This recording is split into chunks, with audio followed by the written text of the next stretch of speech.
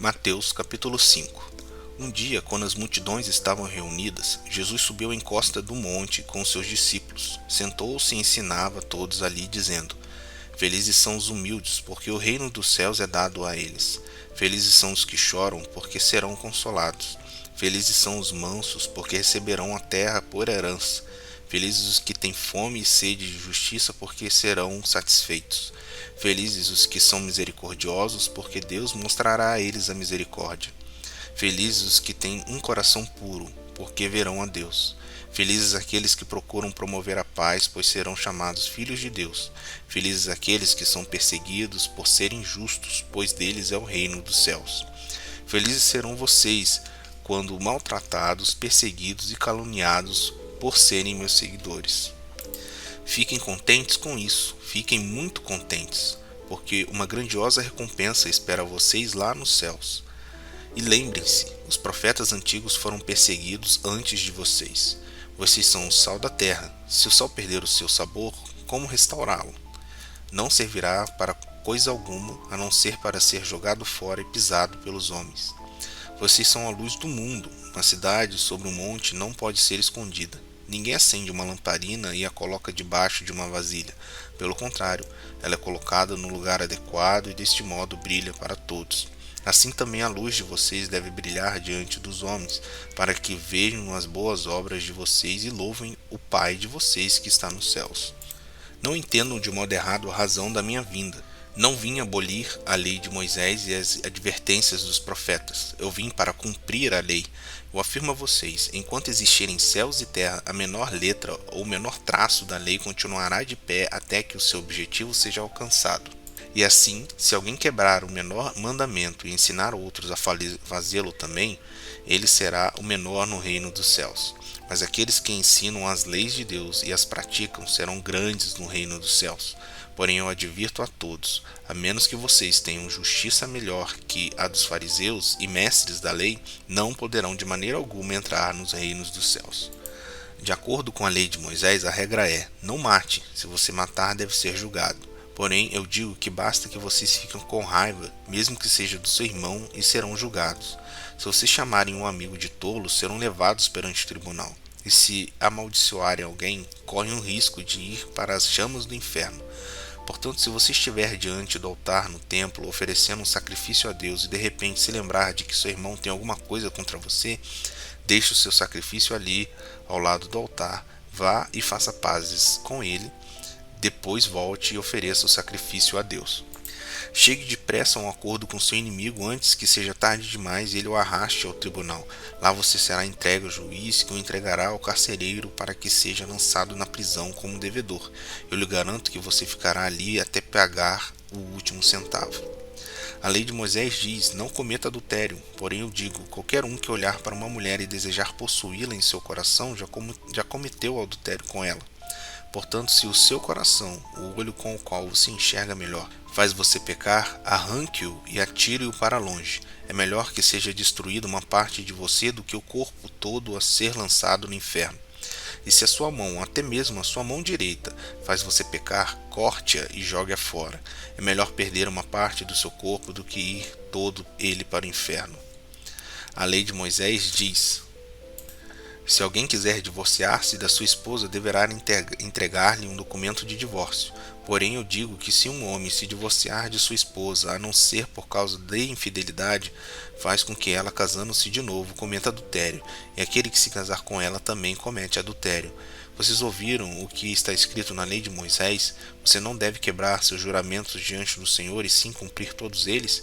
Porém eu digo, não façam juramentos de forma alguma. Até mesmo dizer juro pelo céu é um voto sagrado a Deus, porque os céus são o trono de Deus. E se vocês disserem juro pela terra, isso é um voto sagrado, porque a terra é para Deus o estrado dos seus pés. E não jurem por Jerusalém, porque Jerusalém é a cidade do grande rei. Nem mesmo digam juro pela minha cabeça, porque vocês não podem tornar um cabelo branco ou preto. Digam simplesmente sim, eu farei, ou não, eu não farei. Sua palavra basta. O que passar disso vem do maligno. A lei de Moisés diz: se um homem arrancar o olho de um outro, deve pagar com seu próprio olho. Se um dente for arrancado, que seja arrancado da mesma forma o dente daquele que fez isso. Porém eu digo, não resistam ao perverso. Se lhe baterem na face direita, apresente a outra também. Se você for levado ao tribunal e lhe tomarem a túnica, dê a eles também a capa. Se um soldado exigir que você carregue a mochila dele por 1 quilômetro, carregue-a por 2 quilômetros. Dê àqueles que lhe pedem e não fuja daqueles que querem tomar emprestado de você. Há um ditado assim: ame o seu próximo e odeie seus inimigos. Porém eu digo, amem os seus inimigos. Orem por aqueles que perseguem vocês. Dessa forma vocês estarão agindo como verdadeiros filhos do seu Pai que está nos céus. Porque ele envia a luz do sol tanto sobre os maus como sobre os bons, e derrama a chuva sobre os justos e sobre os injustos. Se vocês amarem apenas aqueles que amam vocês, que adianta isso? Até mesmo os cobradores de impostos fazem isso. Se vocês forem amigos apenas dos seus amigos, em que são diferentes de qualquer outro? Até mesmo os pagãos fazem isso. Mas vocês devem ser perfeitos como seu Pai Celestial é perfeito. Comentários bíblicos. O Sermão do Monte. Nos capítulos 5 a 7 temos o que é comumente chamado de o Sermão do Monte. Contém a revelação dos princípios divinos da justiça, segundo os quais todos os cristãos devem viver pela fé no Filho de Deus, e mediante o poder do Espírito que neles habita. Todos nós que pertencemos ao reino de Deus devemos ter uma intensa fome e sede de justiça de que trata este sermão de Cristo. Comentário: bem-aventurados os pobres de espírito. A palavra bem-aventurados refere-se ao estado abençoado daqueles que, por seu relacionamento com Cristo e a sua palavra, receberam de Deus o amor, o cuidado, a salvação e sua presença diária. Há certas condições necessárias para recebermos as bênçãos do reino de Deus. Para recebê-las, devemos viver segundo os padrões revelados por Deus nas Escrituras e nunca pelos do mundo. A primeira dessas condições é ser pobre de espírito, que significa reconhecermos que não temos qualquer autossuficiência espiritual, que dependemos da vida do Espírito, do poder e graça divinos para podermos herdar o reino de Deus. Comentário: os que choram. Aqui chorar é contristar-se profundamente por causa das nossas próprias fraquezas quando nos medimos com o padrão divino de justiça. É também sentirmos pesar por aquilo que entristece a Deus. É ter nossos sentimentos em sintonia com os sentimentos de Deus. É sentir aflição em nosso espírito por causa do pecado, da imoralidade e da crueldade prevalecentes no mundo. Comentário bíblico: os mansos. Os mansos são os humildes e submissos diante de Deus. Acham nele o seu refúgio e lhe consagram todo o seu ser. Preocupam-se mais com a obra de Deus e o povo de Deus do que com aquilo que lhes possa acontecer pessoalmente. Os mansos e não os violentos herdarão por fim a terra. Comentário: fome e sede de justiça. Este é um dos versículos mais importantes do Sermão do Monte. A condição fundamental para uma vida santa em todos os aspectos é ter fome e sede de justiça. Tal fome é vista em Moisés, em Davi e no apóstolo Paulo. O estado espiritual do cristão durante toda a sua vida depende da sua fome e sede de presença de Deus, da palavra de Deus, da comunhão com Cristo, da justiça e da volta do Senhor. A fome que o cristão tem das coisas de Deus pode ser destruída pelas preocupações deste mundo, pelo engano das riquezas, pela ambição pelas coisas materiais, pelos prazeres do mundo e por deixar de permanecer em Cristo. Quando a fome de Deus cessa no crente, este morre espiritualmente. É então indispensável que sejamos sensíveis ao Espírito Santo ao convencer-nos do pecado. Aqueles que sinceramente têm fome e sede de justiça serão fartos. Comentário bíblico: os misericordiosos. Os misericordiosos estão cheios de compaixão e dó para com os que sofrem por causa do pecado ou de aflições. Os misericordiosos desejam minorar os sofrimentos, conduzindo os sofredores à graça de Deus por meio de Jesus Cristo. Sendo misericordiosos para com os outros, eles alcançarão misericórdia. Os limpos de coração. Os limpos de coração são os que foram libertos do poder do pecado mediante a graça de Deus e que agora se esforçam sem dolo para agradar e glorificar a Deus e serem parecidos com Ele. Procuram ter a mesma atitude interior que Deus tem, amor à justiça e ódio ao mal. Seu coração, que inclui a mente, a vontade e as emoções, está em harmonia com o coração de Deus. Somente os limpos de coração verão a Deus. Ver a Deus significa ser seu filho e habitar na sua presença, tanto agora como no seu reino futuro. Os pacificadores. Os pacificadores são aqueles que se reconciliaram com Deus, têm paz com Ele mediante a cruz e agora se esforçam mediante seu testemunho e sua vida para levarem outras pessoas, inclusive seus inimigos, à paz com Deus. Perseguidos por causa da justiça. Todos que procuram viver de acordo com a palavra de Deus, por amor à justiça, sofrerão perseguição. Aqueles que conservam os padrões divinos da verdade, da justiça e da pureza e que ao mesmo tempo se recusam a transigir com o presente sociedade pecaminosa e com o modo de vida dos crentes mornos, sofrerão impopularidade, rejeição e críticas. O mundo lhes moverá perseguição e oposição, e às vezes da parte de membros da igreja professa. Ao experimentar tal sofrimento, o cristão deve regozijar-se, porque Deus outorga a maior bênção àqueles que sofrem mais. O cristão deve precaver-se da tentação de transigir quanto à vontade de Deus, a fim de evitar a vergonha, a ridicularização, o constrangimento ou algum prejuízo. Os princípios do reino de Deus nunca mudam. Todos que piamente querem viver em Cristo Jesus padecerão perseguições. A promessa aos que enfrentam e suportam perseguições por causa da justiça é que dos tais é o reino dos céus.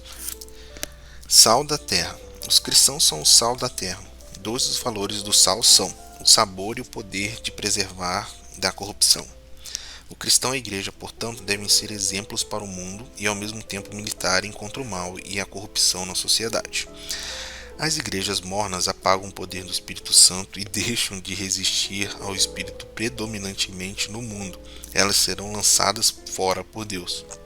Tais igrejas serão destruídas, pisoteadas pelos homens. Isto é, os mornos serão destruídos pelos maus costumes e pelos baixos valores da sociedade ímpia. Não vim destruir a lei, mas cumprir. O propósito de Deus é que as exigências espirituais da lei de Deus se cumpram na vida dos seus seguidores. O relacionamento entre o crente e a lei de Deus envolve os seguintes aspectos. A lei que o crente é obrigado a cumprir consiste nos princípios éticos e morais, bem como nos ensinamentos de Cristo e dos apóstolos.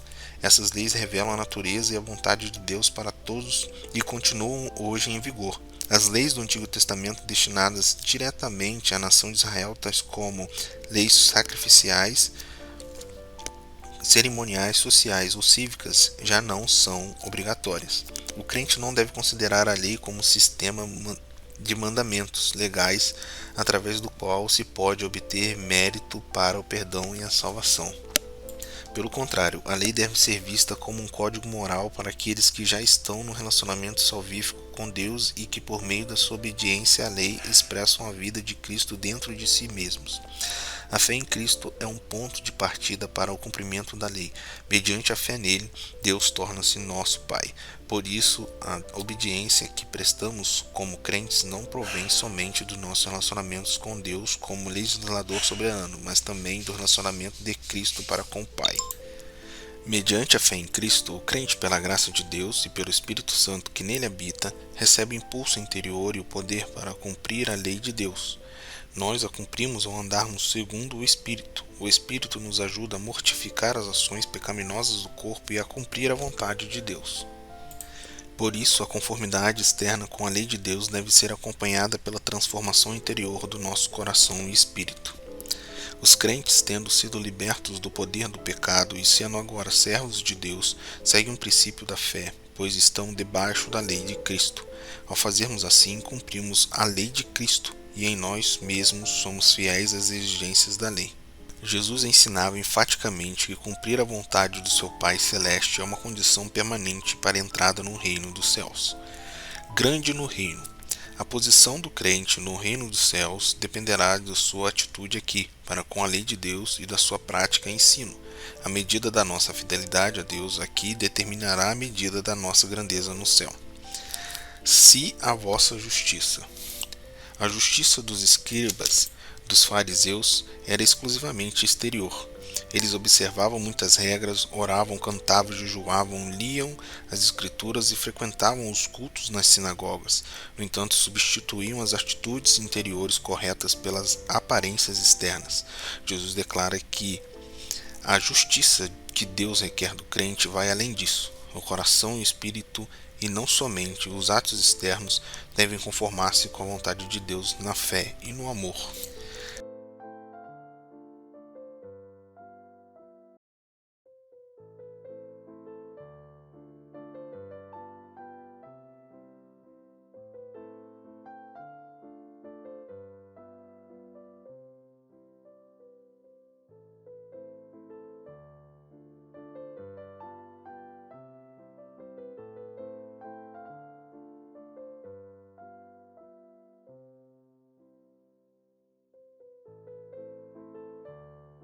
O que Cristo condena aqui não é o pensamento repentino que Satanás pode colocar na mente de uma pessoa, nem um desejo impróprio que surge de repente. Trata-se, pelo contrário, de um pensamento ou desejo errado aprovado pela nossa vontade.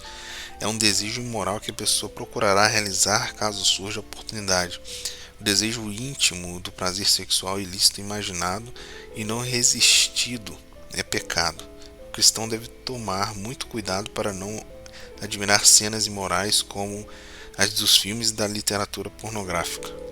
Quanto a manter a pureza sexual, a mulher, igualmente com o homem, tem responsabilidade. A mulher cristã deve tomar cuidado para não se vestir de modo a atrair a atenção para o seu corpo e deste modo originar tentação no homem e instigar a concupiscência. Vestir-se como imodéstia é pecado, ou não.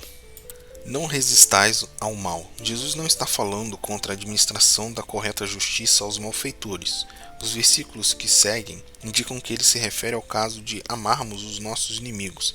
Não devemos reagir com um espírito de ódio contra o mal praticado contra nós, mas de maneira que demonstre que possuímos valores centrados em Cristo e no seu reino. Nosso tratamento para com aqueles que nos fazem mal deve ser de tal modo que os leve a aceitar Cristo como seu Salvador.